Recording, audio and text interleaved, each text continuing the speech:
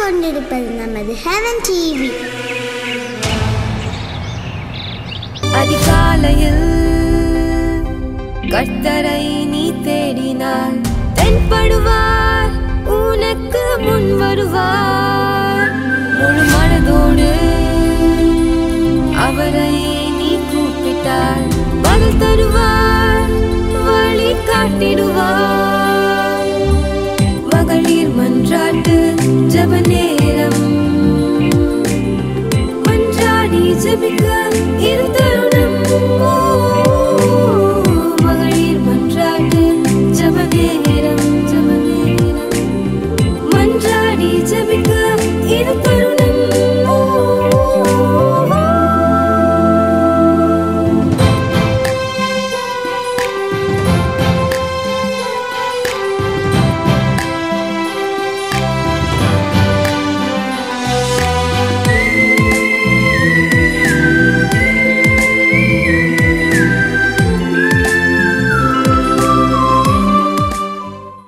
கர்த்தருடைய பரிசுத்த நாமத்துக்கு ஸ்தோத்திரம். இந்த மத்தியான வேளையிலே ஆண்டவரை பாடி மகிமைப்படுத்த விண்ணப்பங்களை ஏறெடுக்க வந்திருக்கிற அனைத்து ஹெவன் டிவி நேயர்களையும் அன்போடு வரவேற்கிறேன். நமக்கு ஜெபிப்போம். ஹல்லேலூயா. ஸ்தோத்திரம் ஸ்தோத்திரம் ஸ்தோத்திரம் ஆண்டவரே. ஏசப்பா, இந்த மத்தியான நேரத்துக்காய் கோடி கோடி ஸ்தோத்திரம் அப்பா. ஆண்டவரே, எங்கள் வேலைகளுக்கு மத்தியில் இந்த ஒரு நேரத்தை பிரித்தெடுத்து உம்முடைய பாதத்தில் வந்திருக்கிற ஒவ்வொரு மக்களையும் கர்த்தர் கண்ணோக்கி பாருங்கப்பா.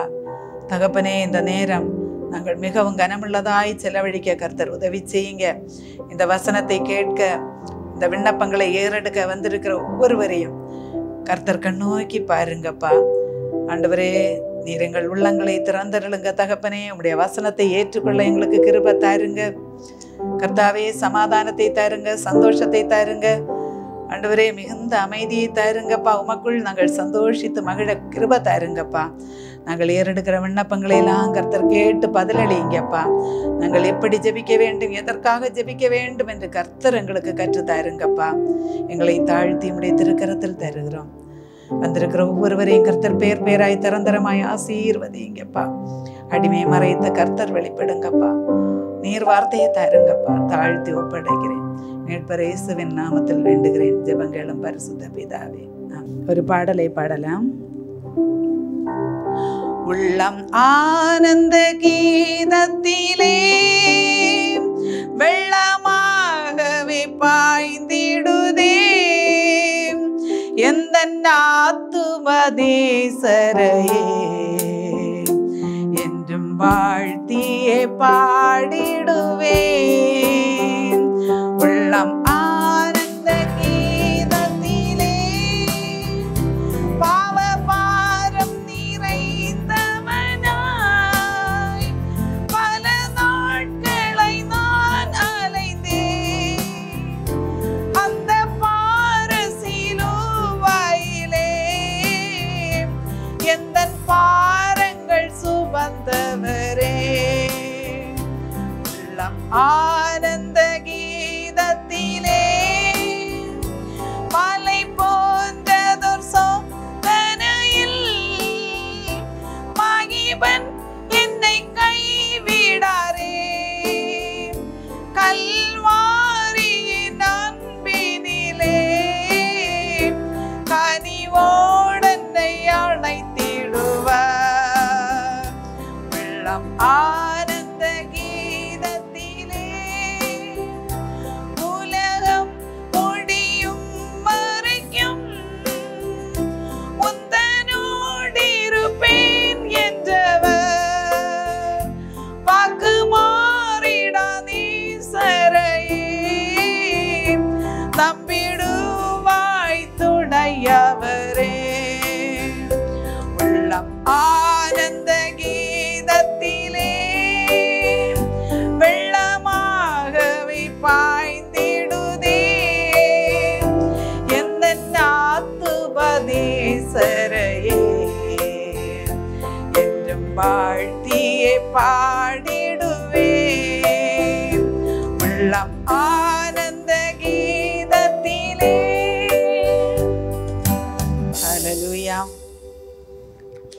அருமையானவர்களே, இந்த மத்தியான நேரத்தில் நமக்கு ஒரு வசனத்தை தியானிக்கலாம்.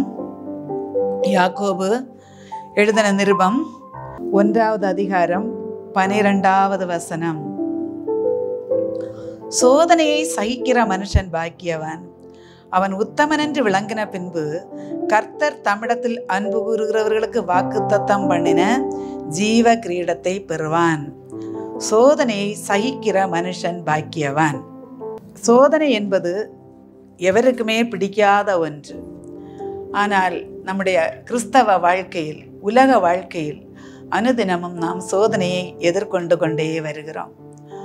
இந்த சோதனைகளை நாம் மேற்கொள்ளும் போது நாம் சந்தோஷமாக இருக்கிறோம். சில நேரங்களில் சோதனைகளுக்கு நாம் அடிமைப்பட்டு போகிறோம்.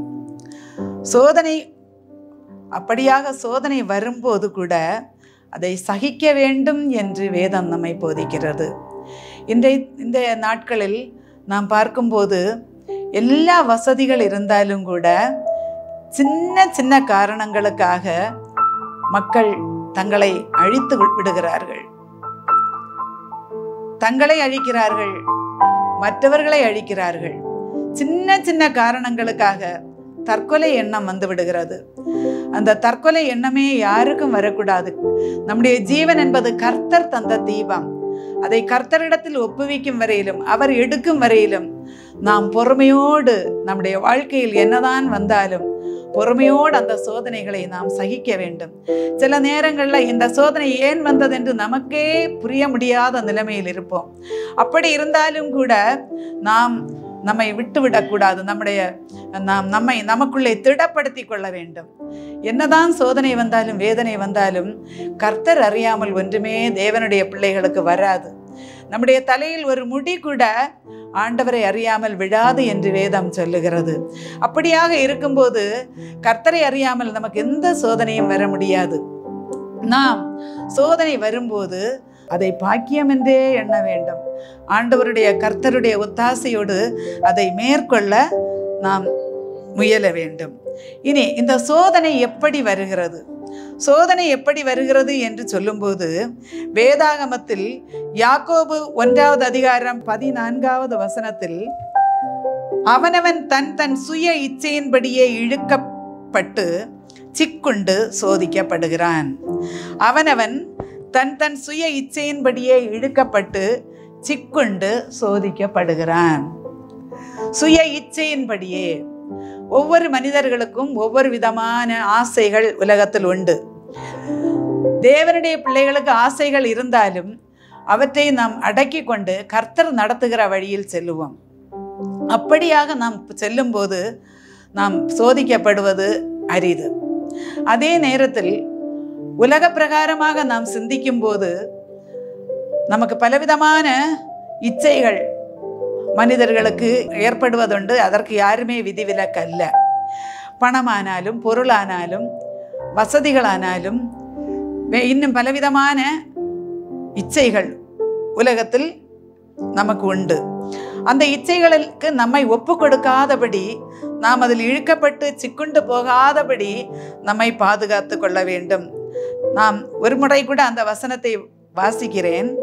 அவனவன் தன் சுய இச்சையின்படியே இழுக்கப்பட்டு சிக்குண்டு. சுய இச்சை நாம் தேவனுடைய சித்தத்துக்கு நம்மை ஒப்பு கொடுக்கும் போது நமக்கு இந்த சுய இச்சை மேலோங்கி வராது.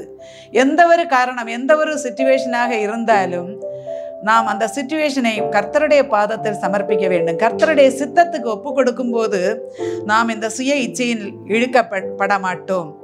மறுபடியும் ஒரு வசனம், 1 தீமோத்தேயு 6வது அதிகாரம் 6வது வசனம், போதுமென்ற மனதுடனே கூடிய தேவ பக்தியே மிகுந்த ஆதாயம்.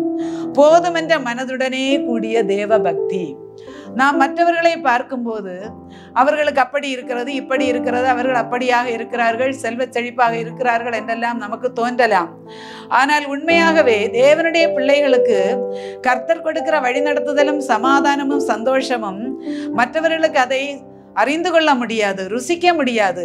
ஒருவேளை நாம் மேன்மையாக எண்ணுகிற மக்கள் படுகிற பாடு நம்மை விட எவ்வளவோ பெரிதாக இருக்கலாம். அதனால் நாம் போதுமென்ற மனதுடனே தேவபக்தியாக இருக்க நம்மை கர்த்தருடைய பாதத்தில் ஒப்பு கொடுப்போம். அப்படியாக நாம் இருக்கும்போது நமக்கு சுய இச்சை மேலோங்கி வராது. இனி எப்போதும் நாம் அப்படி இருந்து கொள்வோம் என்று சொல்ல முடியாது. பரிசுத்த ஆவியானவரின் ஒத்தாசையோடு தான் நமக்கு அப்படியாக வாழ முடியும். இனி சோதனைக்கு உட்படாமல் இருக்க என்ன செய்ய வேண்டும்? சோதனைக்கு உட்படாமல் இருக்க கர்த்தர் ஏசப்பா நமக்கு சொல்லி இருக்கிறார், நீங்கள் விழித்திருந்து ஜெபிக்க வேண்டும் என்று. ஒரு இடத்துல அல்ல, 3 இடங்களில். லூக்கா 22வது அதிகாரம் 46வது வசனம், மார்க்கு 14வது அதிகாரம் 38வது வசனம், மத்தேயு 26வது அதிகாரம் 41வது வசனம். இங்க எல்லாம் சொல்லப்பட்டிருக்கிறது, நீங்கள் விழித்திருந்து ஜெபிக்க வேண்டும். சோதனைக்கு உட்படாமல் விழித்திருந்து ஜெபிக்க வேண்டும். அப்ப சோதனைக்கு உட்படாமல் இருப்பதற்கு மிகவும் முக்கியமான ஒரு வழி ஜெபம். நாம் ஜெபிக்கும் போது நம்மை அறியாமலே அந்த சோதனைகளை மேற்கொண்டு நாம் வெற்றி காண முடியும். மட்டுமல்ல, இயேசு சுவாமி தம்முடைய சீஷர்களுக்கு ஜெபம் பண்ண கற்றுக் கொடுத்தார். அந்த ஜெபத்தில் கூட லூக்கா 11வது அதிகாரம் 4வது வசனத்தில், எங்களை சோதனைக்கு உட்பிரவேசிக்க பண்ணாமல் தீமை நின்று எங்களை ரட்சியும் என்று ஜெபிக்க வேண்டும் என்று சொல்லி இருக்கிறார். நாம் இந்நாட்களில் அந்த வசனத்தை ஜெபிக்கிறது மிகவும் குறைவு. ஒரு நாள் ஒரு வேளையாவது இந்த இயேசுவானவர் சொல்லிக் கொடுத்த வசனத்தை ஜெபித்தால் அது மிகவும் சால சிறந்தது. அதில் எல்லாமே அடங்கி இருக்கிறது. நாம் ஒரு வேளையாவது ஏசப்பா சீஷர்களுக்கு சொல்லிக் கொடுத்த வசனத்தை நாம் ஜெபிக்க வேண்டும். அப்படியாக ஜெபிக்கும் போது நம்மை அறியாமலே சோதனைக்கு உட்படாதபடி கர்த்தர் நம்மை பாதுகாப்பார். ஒருவேளை நாம் சோதனைக்கு உட்பட்டு விட்டால் நாம் என்ன செய்ய வேண்டும்? சோதனைக்கு உட்பட்டு விட்டால் யாக்கோபு 1வது அதிகாரம் 2வது வசனம் 3வது வசனத்தில் சொல்லப்பட்டிருக்கிறது, நீங்கள் பலவிதமான சோதனைகளில் அகப்படும் போது உங்கள் விசுவாசத்தின் பரீட்சையானது பொறுமையை உண்டாக்கும் என்று அறிந்து அதை மிகுந்த சந்தோஷமாக எண்ணுங்கள். நீங்கள் பலவிதமான சோதனைகளில் அகப்படும் போது உங்கள் விசுவாசத்தின் பரீட்சையானது பொறுமையை உண்டாக்கும் என்று அறிந்து அதை மிகுந்த சந்தோஷமாக எண்ணுங்கள். பாருங்கள் அருமையானவர்களே, சோதனைகளில் நாம் அகப்பட்டு போனோம் என்றால் நாம் பொறுமையை காத்துக்கொள்ள வேண்டும். நாம் அதற்காக ஜெபிக்க வேண்டும். ஏசப்பா, இந்த சோதனையை மேற்கொள்ள எனக்கு பொறுமையை தாரும். நாம் பொறுமையை கற்றுக்கொள்வோம். 1 முறை 2 முறை பல முறை இப்படியாக ஆகும்போது நாம் பொறுமையுடையவர்களாய் மாறிவிடுவோம். பொறுமை என்னும் அந்த விசேஷித்த ஒரு குணம் நமக்கு ஆண்டவர் தருவார்.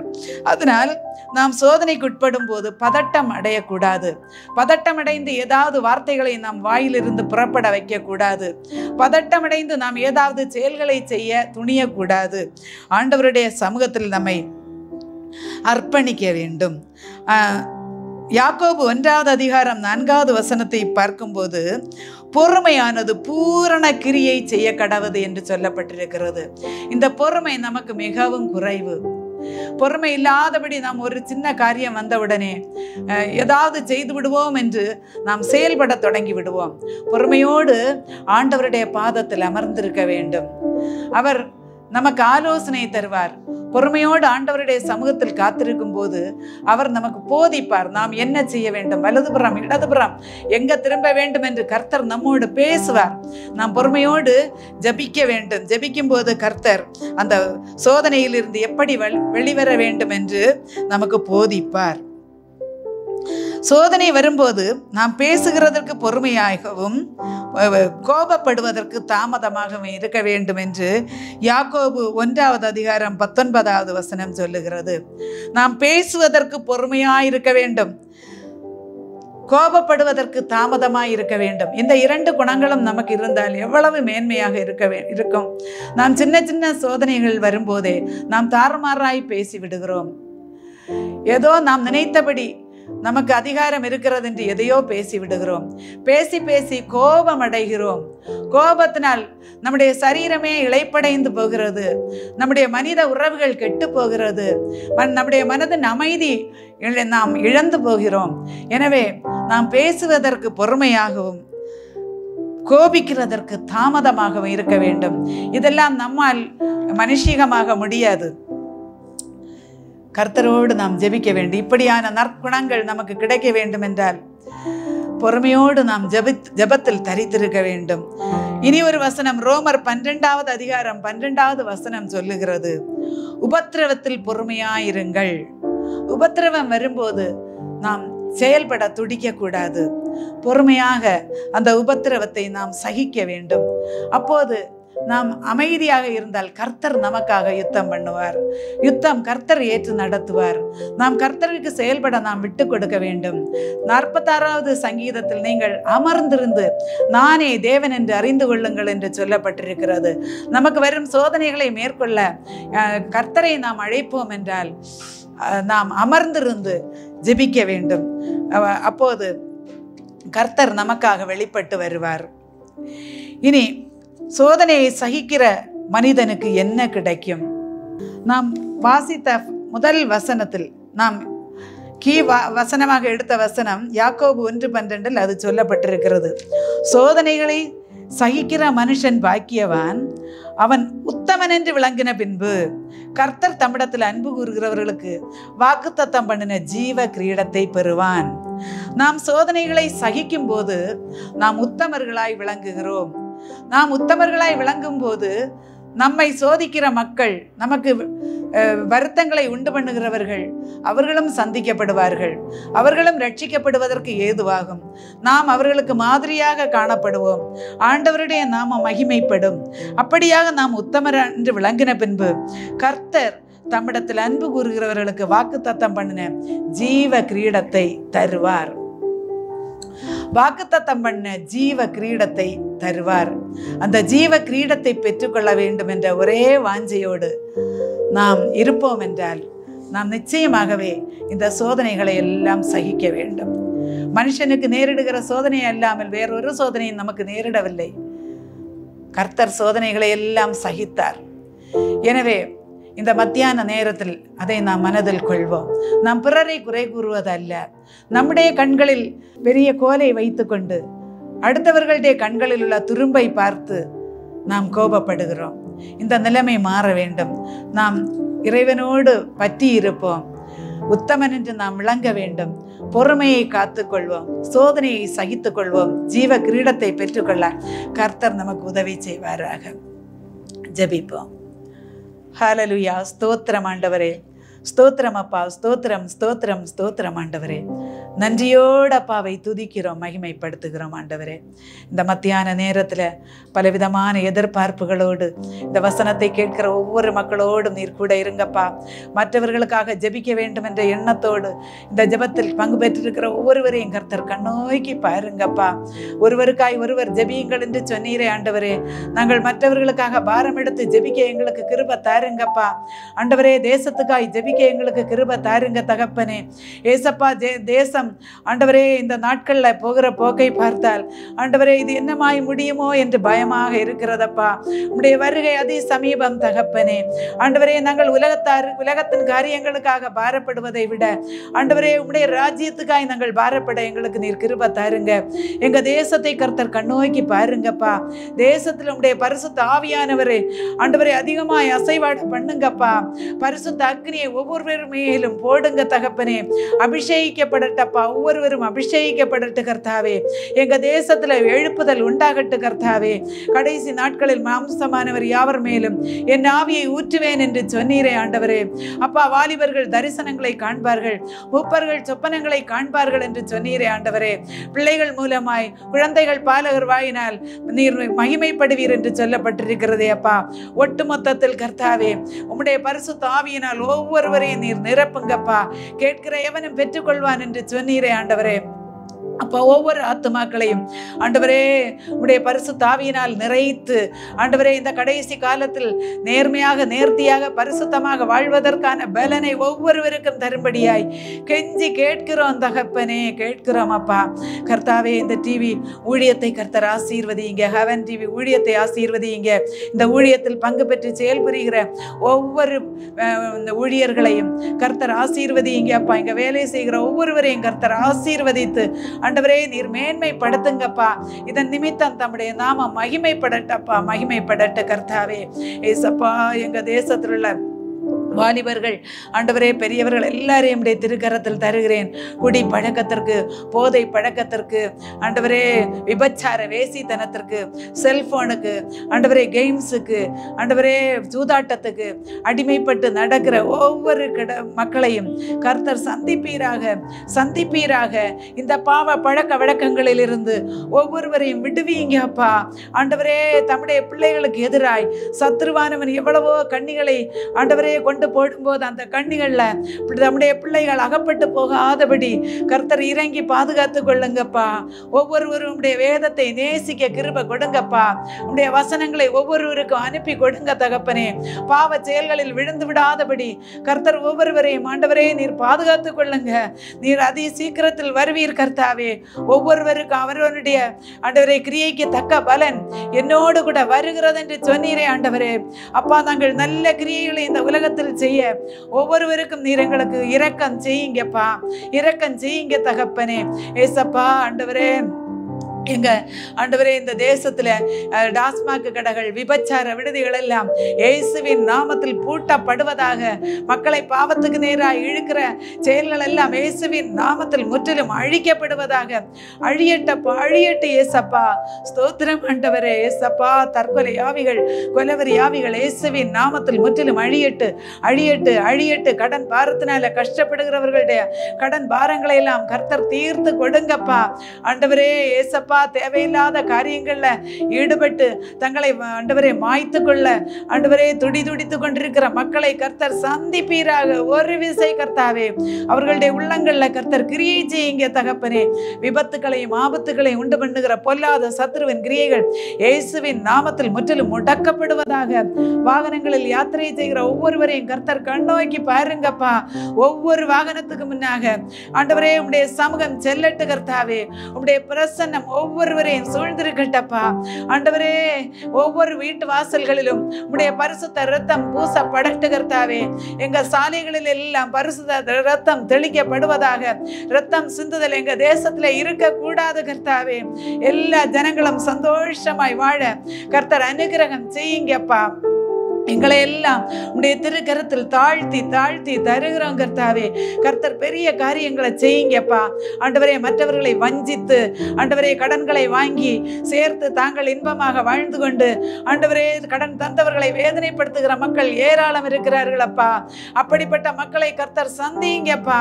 ஆண்டவரே வஞ்சக இருதயங்கள் இயேசுவின் நாமத்தில் சந்திக்கப்படுவதாக. நேர்மையான உள்ளங்கள் ஒவ்வொருவருக்கும் கொடுங்கப்பா. தெய்வ பயத்தையும் பக்தியையும் கொடுங்க தகப்பனே. எங்க வாழ்க்கை இந்த உலகத்தோடு அழிந்து போகிறது அல்ல அப்பா. எங்களுக்கு நித்தியத்தில் வாழ்க்கை உண்டு கர்த்தாவே.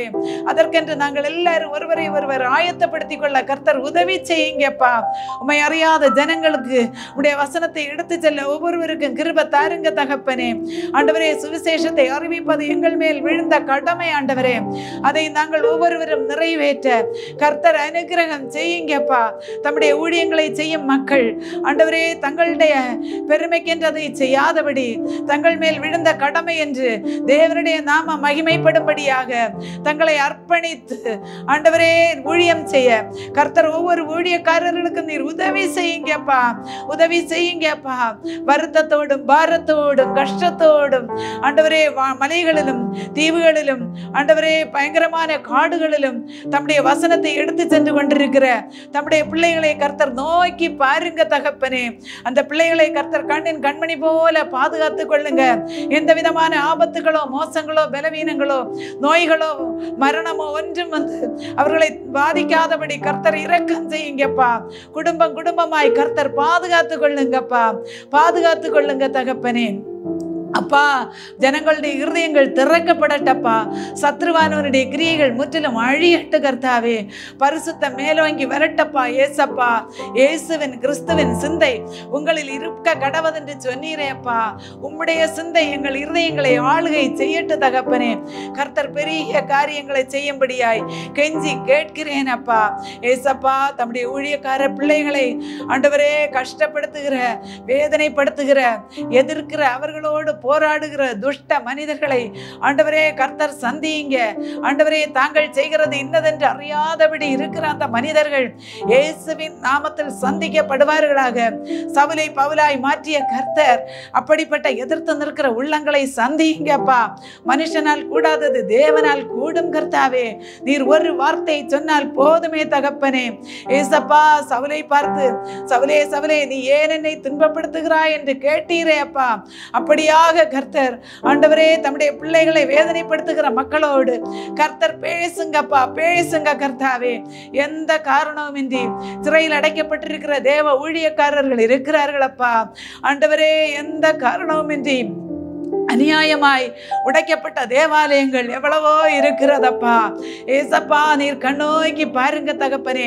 தகர்க்கப்பட்ட ஆலயங்கள் இயேசுவின் நாமத்தில் ஆண்டவரே மறுபடியும் புனலமைக்கப்படட்டு கர்த்தாவே. ஆண்டவரே சிறையில் சாலையில் இருக்கிற ஊழியக்காரர்கள் இயேசுவின் நாமத்தில் விடுதலை ஆகட்டப்பா. அப்போஸ்தலர் காலத்தில் கர்த்தர் தம்முடைய தூதர்களை அனுப்பி ஆண்டவரே அவர்களை விடுவித்தது போல ஆண்டவரே நீர் அதிசயங்களை உலகத்துல நடப்பீங்க அப்பா. அதை கண்டு ஜனங்கள் சேவிக்கட்டு கர்த்தாவே. பேதுரு அப்போஸ்தலனை கர்த்தர் விடுதலையாக்கிய போது அந்த சிறைச்சாலை சேவகன் ஆண்டவரே அந்த அதிகாரி ஆண்டவரே குடும்பமாய் ரட்சிக்கப்பட்டதை நாங்கள் வாசிக்கிறோம் தகப்பனே. அப்பா அப்படியாக ஆண்டவரே கர்த்தர் தம்முடைய பிள்ளைகள் வாயிலாக பெரிய பெரிய காரியங்களை செய்யும்படியாய் கெஞ்சுகிறோம் ஆண்டவரே, கெஞ்சுகிறோம் அப்பா. நீர் பயங்கரமான பராக்கிரமசாலியாய் தம்முடைய பிள்ளைகளோடு இருங்க அப்பா. கர்த்தாவே பராக்கிரமமான காரியங்கள் உலகத்தில் நடக்கட்டு கர்த்தாவே. மனுஷர்கள் தங்களை ஆண்டவரே மனுஷர் என்று அறியும்படிக்கு, ஜாதிகள் தங்களை மனுஷர் என்று அறியும்படிக்கு அவர்களுக்கு பயம் உண்டாக்குங்கப்பா. துணிந்து துணிந்து என் ஆண்டவருக்கு எதிராய் செயல்படுகிற மக்கள் இயேசுவின் நாமத்தில் சந்திக்கப்படுவார்களாக. உம்முடைய அன்பை அவர்கள் ருசிக்கட்டப்பா. தம்முடைய வருகைக்கென்று அவர்கள் ஆயத்தப்படட்டு கர்த்தாவே. எங்க தேசத்தின் அதிகாரிகள் தலைவர்கள் எல்லாரையும் உம்முடைய திருக்கரத்தில் சமர்ப்பிக்கிறேன் ஆண்டவரே. கர்த்தர் எல்லாரையும் ரட்சிங்கப்பா. எங்க தேசத்தை எல்லா தீங்குக்கும் விலக்கி பாதுகாத்துக் கொள்ளுங்க. இயற்கை சீற்றங்கள், பேரழிவுகள், கொடுங்காற்று, வெள்ளப்பொக்கங்கள் ஒன்று எங்க தேசத்தை சேதப்படுத்த கூடாது ஆண்டவரே. பஞ்சம் ஆண்டவரே, இன்னும் கடுமையான நோய்க்கிருமிகள் ஒன்று எங்க தேசத்தை தாக்காதபடி கர்த்தர் இரக்கம் செய்யுங்கப்பா, இரக்கம் செய்யுங்கப்பா. ஆண்டவரே அதிகாரிகள் தலைவர்கள் உம்மை சொந்த ரட்சகராக ஏற்றுக்கொள்ளும் போது கர்த்தாவே ஜனங்கள் இன்னும் அதிகமாய் ரட்சிப்பை காண்பார்களே கர்த்தாவே. கர்த்தர் பெரிய காரியங்களை செய்யுங்கப்பா. எல்லாரையும் தம்முடைய வருகைக்கென்று ஆயத்தப்படுத்துங்க தகப்பனே. ஒரு குமாரன் இழுத்து கொண்டால் ஒழிய ஒருவனும் பிதாவினிடத்தில் வரான் என்று சொன்னீரே ஆண்டவரே. குமாரன் விடுதலையாக்கினால் ஒழிய ஒருவனும் விடுதலையாக முடியாதே கர்த்தாவே. பரிசுத்த ஆவியானவரே நீர் செயல்படுங்கப்பா. கர்த்தர் பெரிய காரியங்களை செய்யுங்கப்பா. தம்முடைய நாமத்தை மகிமைப்படுத்துங்கப்பா. ஆண்டவரே இந்த நேரத்துல என்னென்ன காரியங்களோடு, என்னென்ன தேவையோடு, என்னென்ன வாஞ்சையோடு, பிரச்சனைகளோடு ஆண்டவரே இந்த வசனத்தை கேட்டு ஜெபிக்கிறார்களோ ஒவ்வொருவருக்கும் கர்த்தர் இரக்கம் செய்யுங்கப்பா, இரக்கம் செய்யுங்கப்பா.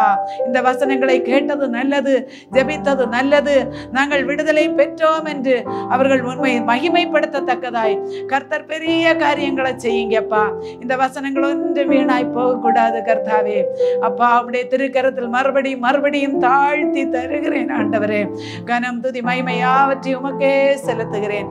மீட்பர் இயேசுவின் நாமத்தில் வேண்டுகிறேன் ஜெபங்களும் பரிசுத்த பிதாவே, ஆமென். ஜெபிக்கவும் கொடுக்கவும் என்று தான் உணர்ந்தேன். சமைக்கவும் துவைக்கவும் என்று நான் இருந்தேன். ஜெபிக்கவும் கொடுக்கவும் என்று தான் உணர்ந்தேன். முழங்காலில் நின்றேன், துவக்கம் புதிதானது. தாவினால் துதித்தேன், நன்னாளாய் பிறந்தது. முழங்காலில் நின்றேன், துவக்கம் புதிதானது. நாவினால் துதித்தேன், நன்னாளாய் பிறந்தது. மகளிர் மன்றாட்டு ஜெப நேரம். மன்றாடி ஜெபிக்க இது தருணம்.